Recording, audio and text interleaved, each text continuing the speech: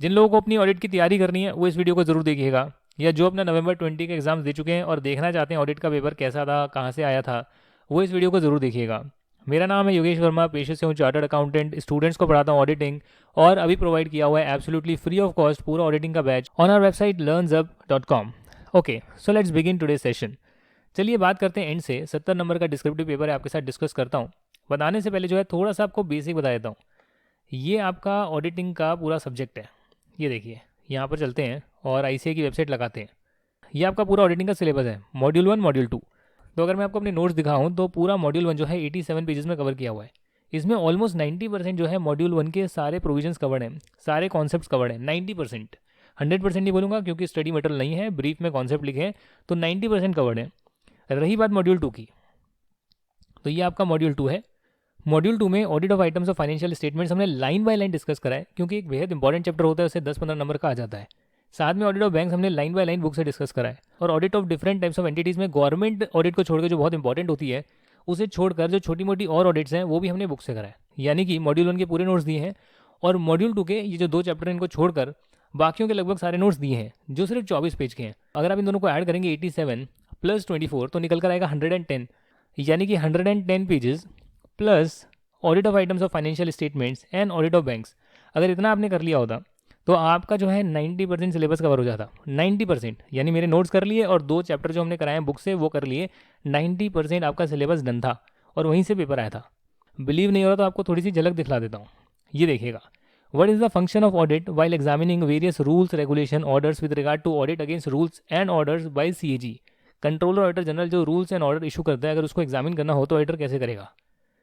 Explain तो मैंने पहले भी किया हुआ है, तो मैं एक्सप्लेन नहीं कर रहा, सिर्फ दिखा रहा हूँ आपको। मैं दिखाता हूँ, ये देखिए, ये कंपनी ऑडिट का कुछ बेसिक है। यहाँ पे स्टडी मटेरियल से हमने पूरा डिस्कस करा, उसके बाद भी नोट्स दे रखे हैं, तो ये भी हमने पूरा स्टडी मटेरियल से अलग से भी डिस्कस किया है। उसके बाद ऑडिट रिपोर्ट भी पूरा डिस्कस करा है, स्टडी मटेरियल से भी किया है, दिखाऊंगा आपको।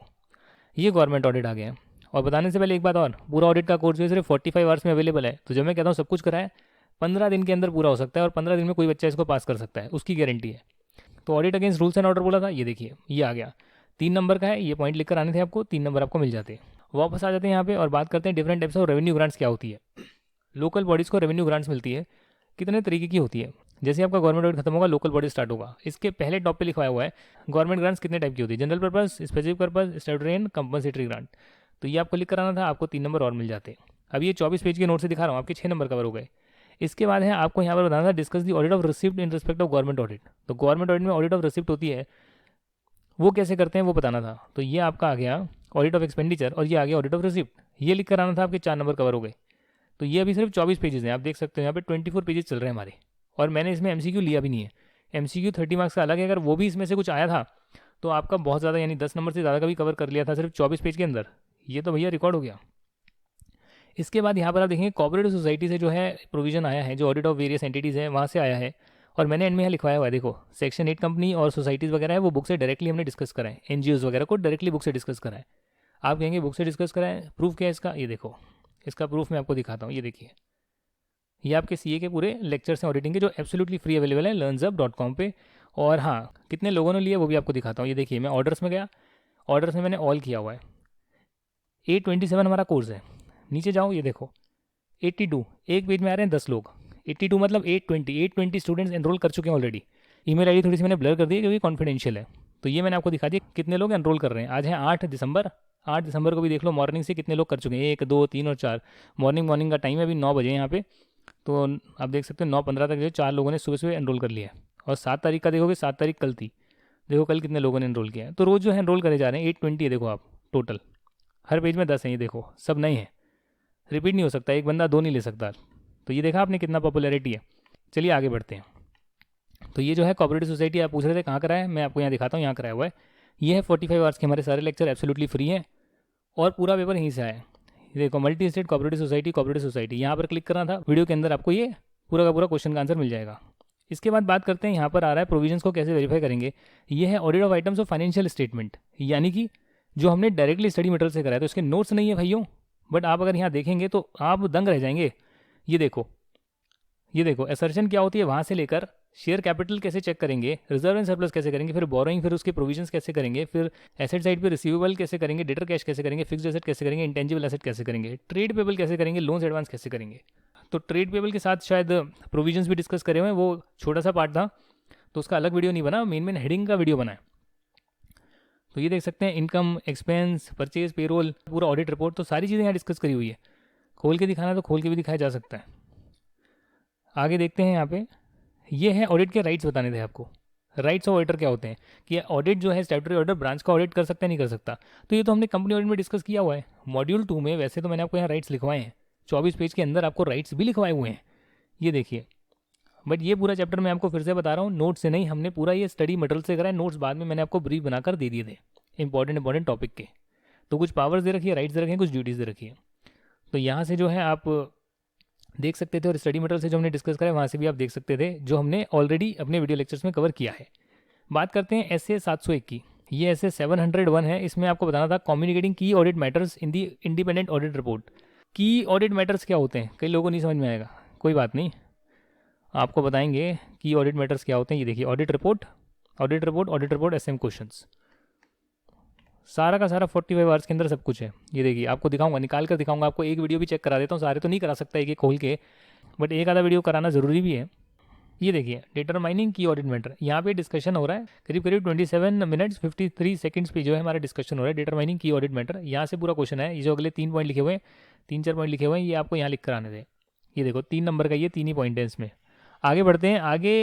आगे जो है ये रोटेशन का क्लॉज है, यहाँ पे रोटेशन करनी है नहीं करनी है, तो मैं आपको दिखा देता हूँ। ऑडिट का मॉड्यूल 2 हमारा यहाँ पर अवेलेबल है, सिर्फ 24 पेज के अंदर दिखा रहा हूँ आपको। रोटेशन की बात करते हैं ना ये लोग, ठीक है। आगे देखते हैं, देखो ये है ऑडिटर कौन अपॉइंट हो सकता है, कौन नहीं हो सकता, फर्स्ट ऑडिटर कैसे होता है, सेकंड कैसे होता है, मतलब उसके बाद सब्सिक्वेंट कैसे होते हैं, रोटेशन, ये आ गया रोटेशन, ठीक है। अब यहाँ पर देखते हैं क्या लिखा हुआ है।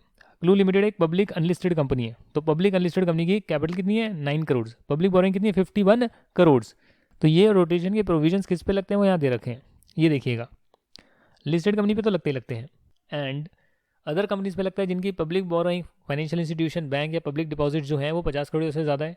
प्लस अनलिस्टेड पब्लिक कंपनी पे लगता है अगर उनकी पेड ऑफ शेयर कैपिटल जो है 10 करोड़ से ज़्यादा है।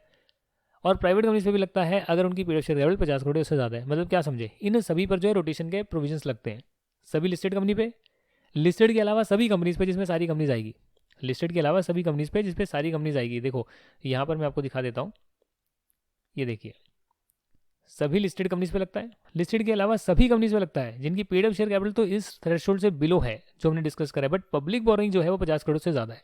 ये देखो, सभी कंपनीज पे लगता है जिनकी 50 करोड़ या उससे ज़्यादा पब्लिक बोरिंग है। प्लस अगर वो इस कैटेगरी में फॉल नहीं कर रहे और कोई अनलिस्टेड पब्लिक कंपनी है जो इस कैटेगरी में फॉल नहीं कर रही, जिसके पास पब्लिक बोरिंग से ज़्यादा नहीं है, तब भी उस पर लग सकता है अगर उसकी paid up share capital 10 crore या उससे ज़्यादा है।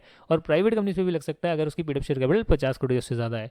अगर आप ये देखेंगे जो हमने नोट्स में ऑलरेडी कर रखा है, तो आप यहाँ देखेंगे ये करीब करीब कितने नंबर का है, 4 नंबर का और आया, तो 10 नंबर 24 पेज में कवर हो गया, 4 नंबर और 10 + 4 14 हो गया। तो यहाँ पर आप देख सकते हैं पब्लिक बोरिंग 51 करोड़ से 50 करोड़ से ज़्यादा है, तो यहाँ पर प्रोविजंस लगेंगे। और क्योंकि 11 साल के लिए अपॉइंट हो चुके हैं, तो इसका मतलब कि उन्हें रोटेशन करनी पड़ेगी। जो फर्म है वो 2 बार के लिए 5-5 साल के लिए अपॉइंट हो सकती है, ये भी हमने रोटेशन की क्लॉज में किया हुआ है। आगे बात करते हैं, as an auditor you came across misstatement resulting from fraud और सस्पेक्टेड ऑफ फ्रॉड। अब फ्रॉड के केस में क्या होगा, देखिए फ्रॉड के केस में आपको जो है यहाँ पर देखना पड़ेगा, ये देखिए, तो यहाँ पर जो है हमने जो फ्रॉड वाली चीज़ है वो 2 जगह से हमें लेनी पड़ेगी। पहला जो हमारा ऑडिट का इंट्रोडक्शन है उसमें ऐसे 240 दे रखा है, 240 जो है वो इसी की बात करता है, फ्रॉड की बात करता है, तो वो हमने मॉड्यूल 1 में किया है। इसके नोट्स में सब चीज़ें दे रखी है, ये देखिएगा यहाँ पे 240 auditor responsibility relating to fraud in an audit of financial statements. तो यहाँ ये बताता है भैया आपको कब फ्रॉड जो है रिपोर्ट करना चाहिए, वो यहाँ दे रखा है, देखिए फ्रॉड रिपोर्टिंग यहाँ से भी आप लेंगे, प्लस कंपनी ऑडिट के चैप्टर में हमने डिस्कस करा है वहाँ से भी आप लेंगे। ये भी सारी चीज़ें क्लास में डिस्कस हो रखी थी। 4 नंबर आपके और हो गए, नीचे से चल रहा हूँ, सारी चीज़ें दिखा दी, सारी चीज़ें कवर्ड है। उसके बाद आता है सेल्स रिटर्न, गुड्स रिटर्न का कैसे करेंगे, लिखवाया था, इंपॉर्टेंट है, स्टडी मटेरियल से डिस्कस किया था। Audit of items of financial statement कहाँ पर है, ये यहाँ पर आपका आएगा, जो यहाँ हमने डिस्कस करा है ना, आपका कितने कितने यहाँ पर आइटम्स हैं आपके। ये देखिए यहाँ नीचे चलते हैं, ये देखिए क्या है रिटर्न, तो ये किसके साथ आएगा रिटर्न, ये रिटर्न आएगा आपका इनकम चेकिंग के साथ। यहाँ पे हमने रिटर्न की बात भी करी थी कि रिटर्न को कैसे करेंगे, और वेरी इंपॉर्टेंट लिखा था, मेरे टाइम भी आया था, ये भी मैंने बताया था आपको, अगर आपको ध्यान होगा तो ये आपके हो गए 3 नंबर और। ये आ गई आपकी कारों की रिक्वायरमेंट। ये कारों की रिपोर्टिंग आ रहा है, कारों में भी फ्रॉड रिपोर्ट करना होता है ना, तो उसका भी आ गया। और नीचे भी फ्रॉड वाला आ गया, देखो यहाँ पर भी आ गया। तो फ्रॉड एंड एरर इतना इंपॉर्टेंट है कि उससे देखो कितने नंबर का है, 7 नंबर का यहीं पर आ गया क्वेश्चन। जब आप मॉड्यूल 1 में देखेंगे तो यहाँ पर हमने ऐसे 240 किया है, auditor responsibility relating to fraud in an audit of financial statement, हमेशा आता है, वेरी इंपॉर्टेंट, हर पेपर में आता है। तो यहाँ कारों से रिलेटेड पूछा है, तो यहाँ आप देख सकते हैं कारों से रिलेटेड हमने बातें करी है। ये देखो, रिपोर्टिंग रिक्वायरमेंट अंडर कारो 2016। भैया फ्रॉड कौन सा रिपोर्ट करना होता है, अब लिखा हुआ है ना। अब मैं पूरा यार आपको एक्सप्लेन थोड़ी ना कर रहा हूँ, ये तो मैं सिर्फ डिस्कस कर रहा हूँ कि कहाँ से पेपर है। 3 नंबर आपके और हो गए। While conducting audit of Amrit Limited, the auditor A of ABC Associate observes that there are large number of trade receivables standing in the books of accounts.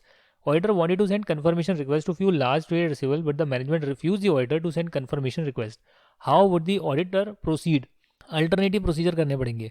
अगर आप स्पेसिफिकली पूछेंगे क्या करना है, तो ये जो है हमने audit of items of financial statement में किया है और स्टैंडर्ड्स ऑन ऑडिटिंग में भी किया है, जो नोट्स में आपके अवेलेबल है।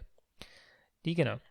आगे यहाँ पर आ रहा है कि आप इंटरेस्ट इनकम को कैसे वेरीफाई करेंगे। तो ये तो फिर वही हो गया, यहाँ पर जो मैंने आपको कराया हुआ है, एक एक चीज़ यहाँ कराई हुई है, आप देख सकते हैं। इनकम चेकिंग, इसमें इंटरेस्ट की भी इनकम है, तो ये पॉइंट भी हमने डिस्कस करा हुआ है।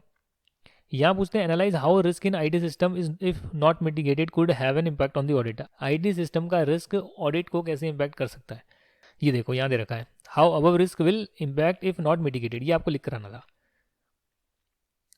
ये आपको लिख कराना था। ये नोट्स के अंदर है, बिल्कुल हाँ नोट्स के अंदर दे रखा है, ये भी आपका हो गया। What factors are to be considered by an audit while making control risk assessment. अब यार ये कंट्रोल रिस्क असेसमेंट है, ये भी हमने मॉड्यूल 1 में कवर किया हुआ है। तो यहाँ पर दे रखा है to assess control risk auditor shall consider, देखो पॉइंट्स दे रखे हैं यहाँ पे। ठीक है ना, हमेशा आपको देखना है क्या गलत हो सकता है, ऑर्गेनाइजेशन में क्या गलत हो सकता है। अगर आपको ये बुक से भी चेक करना है तो मैं बुक से भी दिखा देता हूँ आपको। ये देखिए, ये आ गया ना, auditor assess control risk as rely और नॉट। तो क्या क्या कंसीडर करेगा, कंट्रोल एनवायरनमेंट है ना, evaluation of related IT processes. तो चीज़ें दे रखी है ना मैंने यहाँ पे, चीज़ें आपको कराई हुई है ना। हाँ भाई, हो सकता है भाई 100 मार्क्स ना हो, मैंने आपको 45 आवर्स में पूरा ऑडिट कराया है, हो सकता है 100 मार्क्स ना हो, बट 80-90% आपका यूँ 45 आवर्स में कंप्लीट हो गया। और क्या चाहिए, 120 पेज पढ़ के और 2 चैप्टर बुक से कर अगर भाई कोई बंदा 80 नंबर 90 नंबर अटेम्प्ट कर पा रहा है तो उसमें नुकसान क्या है। अब यहाँ ये पूछ रहा है मॉनिटरिंग ऑफ कंट्रोल, इसके बारे में बताइए। तो मॉनिटरिंग ऑफ कंट्रोल ये भी हमने डिस्कस किया हुआ है, तो यहाँ भी 4 नंबर आपके मिल जाएंगे। एनालिटिकल प्रोसीजर है, इसका ऐसे मैंने आपको कराया हुआ है, कहाँ है, मॉड्यूल 1 में। देखो एक्चुअली मॉड्यूल 1 ये हैंड नोट है ना, इसमें टाइप नहीं कर सकता, तो टाइप नहीं कर सकता तो आपको सर्च करके दिखाना थोड़ी सी दिक्कत हो रही है। ये मॉनिटरिंग ऑफ कंट्रोल्स आ गया, देखो यहाँ पर आ गया। अब उसके बाद फिर सर्च करना पड़ेगा, मुझे ऊपर नीचे जाना पड़ रहा है। एनालिटिकल प्रोसीजर मैंने आपको कराया है, इसमें पूछ रहे हैं ये बताओ explain the following factors to be considered by auditor for substantive audit procedure. अच्छा, एनालिटिकल प्रोसीजर को सब्सटेंटिव ऑडिट प्रोसीजर की तरह कैसे यूज़ करें। ये देखिए, factors to be considered for substantive audit procedure, ये यहाँ पर मैंने आपको ब्रीफली लिखवाया हुआ है। जैसे प्रेडिक्टेबिलिटी, यानी रिलेशनशिप जो है डेटा के बीच में स्टैब्लिश हो सके, तब हम एनालिटिकल प्रोसीजर को यूज़ कर सकते हैं। भैया नेचर ऑफ द असर्शन कौन सा चेक करना है, कई बार आप राइट्स एंड ऑब्लिगेशन चेक करना चाहते हैं, कंप्लीटनेस चेक करना चाहते हैं, तो एनालिटिकल प्रोसीजर आप कंप्लीटनेस के लिए यूज़ कर सकते हैं। राइट्स एंड ऑब्लिगेशन के लिए तो डॉक्यूमेंट ही चेक करना पड़ेगा, उसको एनालिसिस से कैसे चेक करेंगे कि राइट है या नहीं किसी बंदे का। तो ये चीज़ें जो है मैंने आपको ब्रीफ में लिखवाई हुई है, तो यहाँ से भी आप कर सकते थे। बुक तो हमने डिस्कस करी थी इसके बाद, अगर आपको ध्यान है तो इस क्वेश्चन का पार्ट भी हमने डिस्कस करा हुआ है। इसके ऊपर चलते हैं। अब यहाँ पर जो है सैम्पलिंग आ गया। सैम्पलिंग तो यार आपको कोड कर पिलाया हुआ है, सैम्पलिंग का तो अब मैं क्या बताऊँ यार आपको। ये देखिए, प्रोजेक्शन की बात कर रहे हैं सैम्पलिंग में, देखिए सैम्पलिंग कहाँ पर है, ऊपर देखते हैं। सैम्पलिंग प्रोजेक्टिंग मिस स्टेटमेंट कराया नहीं हुआ मैंने आपको, नहीं दिख रहा आपको, यहाँ पे देखो क्लियरली कराया हुआ है। ऐसे 320 की बात करते हैं, और गाइडिंग प्रिंसिपल्स क्या है कि हम अपनी जो है थ्रेट्स टू इंडिपेंडेंस है उसे कैसे बचें। तो ये सारी चीज़ें तो मैंने आपको कराई हुई है। इसके बाद तो ऑब्जेक्टिव टाइप है, ट्रू एंड फॉल्स है, तो ट्रू एंड फॉल्स आप देख लेना, और ऑब्जेक्टिव टाइप है वो मेरे पास गिवन नहीं है। तो मोटा मोटी मैंने डिस्कस कर दिया कि भाई हमने तो सारी चीज़ें डिस्कस करी हुई है। हो सकता है भाई कोई एक क्वेश्चन ना भी किया हो, बट आप देखें कि पूरा 45 आवर्स में 110 पेज में और 2 चैप्टर आपके डायरेक्टली स्टडी मटेरियल से कराए हैं, तो ये तो हमने सारा पेपर ही डिस्कस कर लिया। MCQ जोड़ेंगे तो भी हो गया, 45 आवर्स में तो पूरा ऑडिट करवा दिया आपने। ये कैसे हो सकता है, हो गया ना आपके सामने, मैंने खोल के तो दिखा दिया, एक एक क्वेश्चन तो मैच करा दिया, एक तो मैंने वीडियो भी खोल के दिखाया था आपको। तो करना क्या है, आपकी मर्जी है, बैठ के भजन करो या फिर क्लासेस अटेंड करके ख़त्म करो। नेक्स्ट टाइम में जो आएगा वो भी अपने मॉड्यूल से आने वाला है, और जो हमने डिस्कस करा उसी से आने वाला है। तो दिक्कत क्या है फिर, एन्जॉय योर सेल्फ देन। तो बस यार यही था। अब मुझसे ये मत पूछना नोट्स कहाँ मिलेंगे, नोट्स कहाँ मिलेंगे, सब कुछ कहाँ मिलेगा। अरे भैया वेबसाइट बता दिए, लिंक डिस्क्रिप्शन में आ रहा है। एंड्रॉयड एप्लीकेशन है, learnzup.com पे जाइए, वहाँ पे कोर्सेज में जाइए, सीए के सेक्शन में जाइए, एनरोल करिए, लॉगिन करिए, देखिए यार ये तो बच्चा भी कर सकता है। वो भी ना समझ में आए आपको तो गूगल पे टाइप कर लीजिएगा हाउ टू यूज़ LearnZup, इतना टाइप कर लीजिएगा तब भी मिल जाएगा आपको। यूट्यूब पे टाइप कर लीजिएगा। तो बस यही बताने का यही था, क्योंकि भाई जब मैंने फ्री करा था ऑडिट का बैच तब कई लोग कह रहे थे अरे यार ये बैच जो फ्री कर दिया, फ्री की वैल्यू नहीं होती है।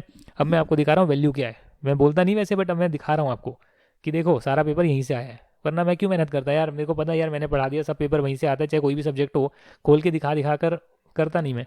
बट ये ऑडिट का मैंने फ्री करा है तो कई लोगों को लग रहा है ना भाई फ्री फ्री में कैसे हो सकता है, कई लोगों को लग रहा है फ्री में कैसे हो सकता है। देखो कोर्सेज में जाके सीए कैटेगरी में जाके फ्री में कैसे आपका सारा का सारा सिलेबस हो सकता है भाई, और वो भी 45 आवर्स में, और वो भी आसान हिंदी भाषा में जैसे मैं बोल रहा हूँ। अब ये भी किसी को समझने में दिक्कत है तो यार फिर मैं क्या कर सकता हूँ। ये देखो 0 रुपीज़ पैसे लिए, बाकी लोगों से पैसे लिए थे, उनकी कोर्स वैलिडिटी एक्सपायर हो गई तो सबके लिए फ्री करा है। तो ये नहीं है कि मैंने किसी को पेड देकर फिर फ्री किया, उनकी वैलिडिटी खत्म हो गई सबकी, नवंबर 20 तक थी, तो इसलिए नवंबर 20 में इसे फ्री कर दिया गया। आप चाहें तो इसको नेक्स्ट अटेम्प्ट के लिए देख सकते हैं, इसमें अमेंडमेंट है नहीं कुछ। अगर फ्यूचर में आएगी तो एक वीडियो और आ जाएगा, नवंबर 21 तक के लिए वैलिड है, और आगे भी मैं फ्री रखने वाला हूँ इसको। मतलब मैं इस इन लेक्चर्स को पेड नहीं करूँगा, पेड होंगे तो नए लेक्चर होंगे ना, ये तो फ्री हो चुके हैं। तो ये आप आराम से लाभ उठा सकते हैं 1 साल के लिए, और इन्जॉय कर सकते हैं, दोस्तों के साथ शेयर कर सकते हैं। कितने लोगों ने एनरोल किया वो भी मैं आपको दिखा चुका हूँ। चलिए फिर, थैंक यू सो मच ये वीडियो देखने के लिए। जय हिंद, एंड आई होप आपको ये पसंद आएगा। चैनल को सब्सक्राइब कर लीजिएगा, ऐसी और चीज़ें मैं लाते रहूँगा। And yes, take care and bye bye.